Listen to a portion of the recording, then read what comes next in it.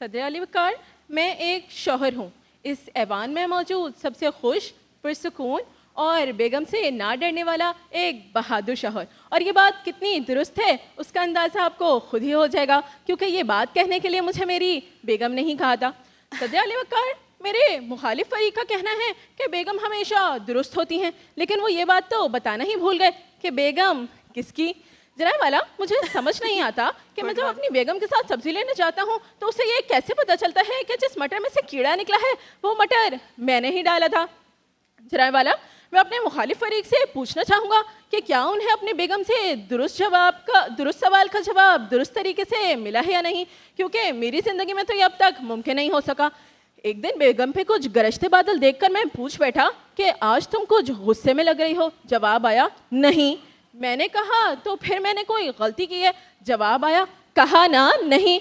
मैंने कहा फिर एक काम करो, एक कप चाय बना दो। बस फिर क्या था, वो गरजते बादल बरसने लगे। कहने लगी मुझे तो इस घर में नौकरानी बना के लाया गया है, कभी चाय बना दो कभी खाना लगा दो। मैंने मौके की नज़ाकत को जानते हुए बस इतना ही कहा कि एक काम करते हैं, तुम्हारी मदद के लिए एक नौकरानी और ले आते हैं। फिर क्या था, फिर बेलन था और मैं था।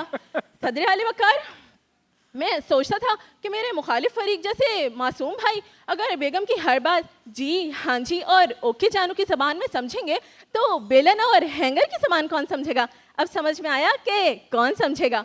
जनाब वाला, ये बेगमां सीधी बात को कभी सीधे तरीके से बताती ही नहीं। एक दिन मेरी बेगम ने कहा कि मैं राबिया अनम तक जा रही हूँ। मुझे लगा वो आपसे मिलने की बात कर रहे हैं, लेकिन फिर पता चला वो तो सैलून की बात कर रही थी। आज मैं कह कर आया हूँ कि मैं राबिया अनम तक जा रहा हूँ और उसे लग रहा है कि मैं सैलून की बात कर रहा हूँ, जबकि मैं यहाँ खड़ा हूँ।